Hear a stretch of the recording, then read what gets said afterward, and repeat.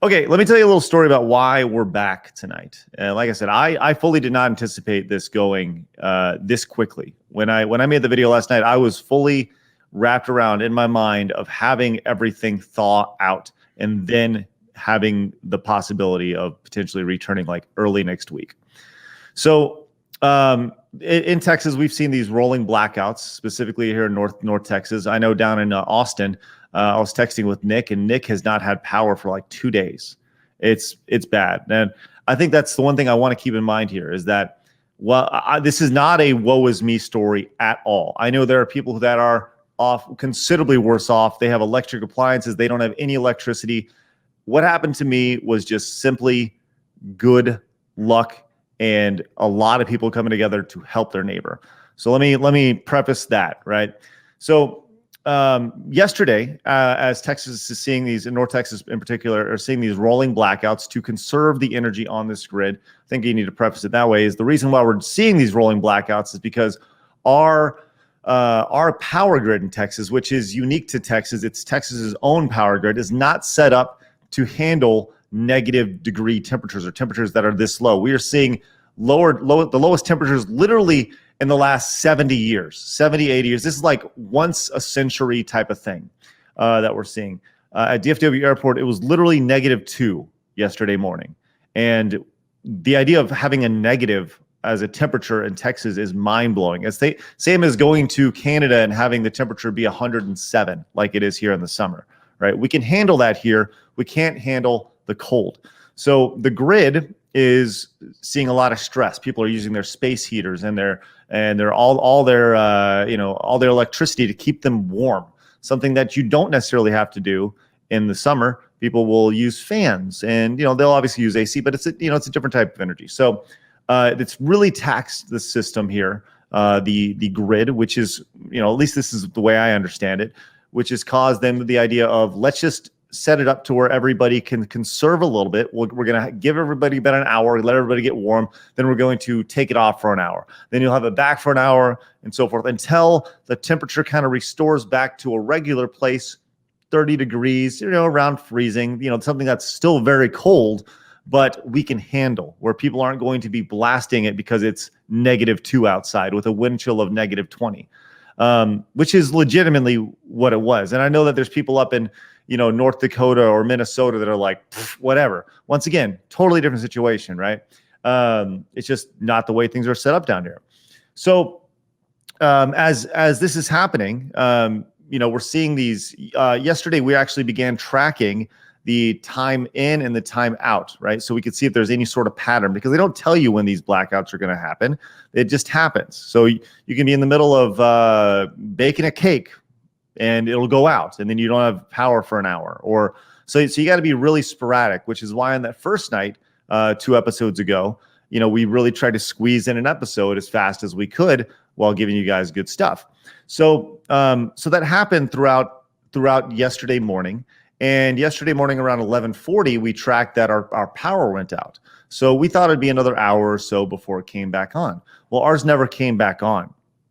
And everyone in our neighborhood was seeing their power flicker on and off right throughout the afternoon, and we didn't see any of that at all. And we're like, well, this isn't right. So what's going on with this? So we call our energy company, and our energy company, of course, is getting bombarded by this stuff, right? They're getting bombarded by everybody, letting them know that these power outages are happening because people may not know about the rolling blackouts thing. And so as this is happening, I put in a request on the phone, and it's like, okay, well, we'll see what happens.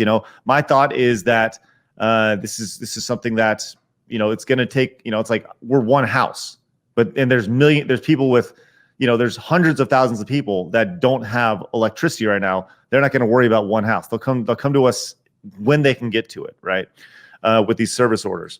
So I have a neighbor who is somewhat of an electrician. He works in like dispatch, and he sends people out to take care of these things, but he works for a totally separate company, like in the commercial side.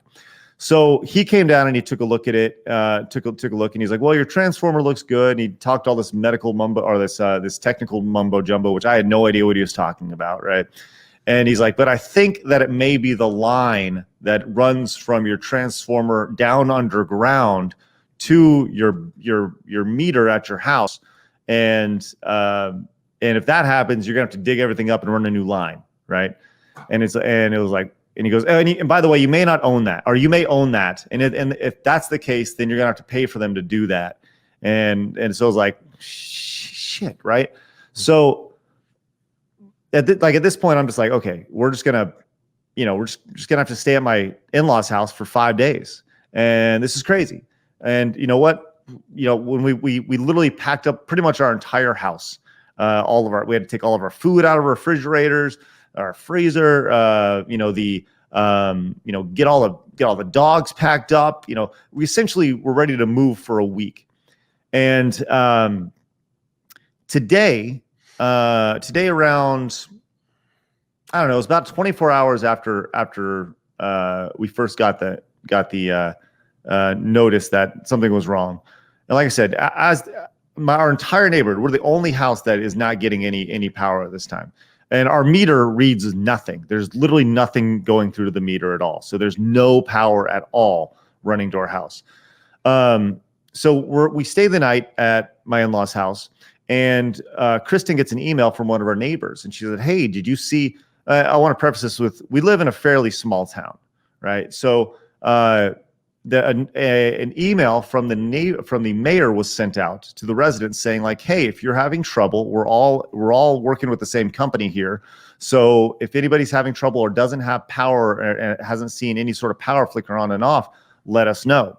So there's a phone number on the email, and Kristen's like, well, I guess I'll just call the phone number. And she doesn't know where the phone number is to, so she calls this number and she goes, hello, and the guy's like, hello, and she goes, I saw this number, I should call. Who am I speaking with? And the guy goes, I'm your mayor, ma'am. and it was like, oh, I'm talking to the mayor. So Kristen explained the situation. The mayor then took down our home address, and then he's like, hey, listen, I'm going to do my best to I know there's cars, service cars going out and trucks out. I'm going to see if I can get you on the list so they can stop by your house. So as that's happening, I'm like, well, a couple hours pass and figure it out. We're just kind of waiting patiently. Some police officers are circling around, just the community, the area, or whatever. And one of them gets stopped because Kristen plays bunco. Do you know what bunco is? I've heard of bunco. I don't even know. It's just some game. It's a game that it sounds like a grandma game. It is. It's a bunch of older women get together and they play this like card game or something. I don't know. It's pretty much an excuse for them to drink, right? But okay. She was texting with her bunco group about this, and her bunco group is like all up on this. So one of her bunco ladies is outside, stops the cop, and she's like, and the cop's like, well, I'm glad that we're getting all these people taken care of. Do you know anybody that doesn't have energy? And she's like, no, the schistomuses don't have energy, Mm-hmm. So the cop apparently goes and he finds a service truck, and he brings it to our house. And it was very like, it was like everything that was right. Like the neighbors are like trying to help everybody out. The mayor's pitching in.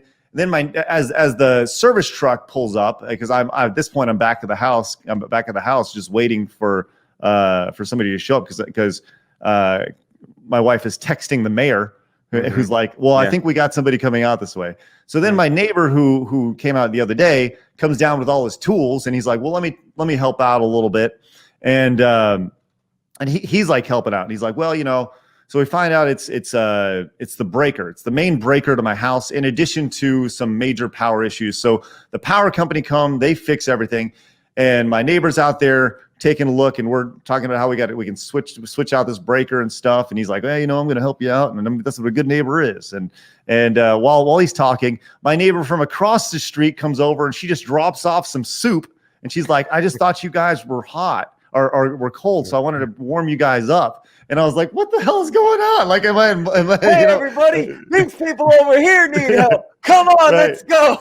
It was the greatest like thing ever. And I was like, this is the coolest thing. This is everything that's right with America. Like the idea that like, well, look, I'm going to help out my neighbors, and they're going to come together and help out. Then me and my neighbor went up to the Lowe's, and we bought another breaker, and he helped me install it. And now this is why we're here, because the community came together to help this poor slub and his family out. I mean, I'm not a poor slub, but this idiot that, I'm not You know, a poor I was like, slub, but I am an idiot. well, it was like, and Wolf Fox says, Yeah. damn, he says, damn, Craig, you got lucky. You're right. I did. I got lucky because I have great neighbors and they care. And it's everything. Like This it's is like the end of It's a Wonderful Life, where it everybody is, yeah. comes and helps him out at the end, and it's like, everybody, thank you so much. Yeah, that's incredible. Banner Woodard says, he says, Adam Long says, that's how a community should be. And Banner Woodard says, Southern hospitality. Yo, that's right. It was insane. Brocker says, that's such an amazing story of a community. I imagine a summer block party hosted by Craig in July. 100. Yeah, that will absolutely happen. So I feel extremely lucky, right? Because 24 hours ago, I was literally staring at my phone in front of a lamppost and thinking that it was going to be a week before I could stream or be in my house again, right? And here we are. And to be clear, the rolling blackout thing is still happening, and it could end at any time. So we are still going to be pretty concise tonight, but it's been a few hours. I feel okay. I think the temperature's starting to rise again, and there's no more precipitation in the forecast. So I think we're okay, but I don't know. So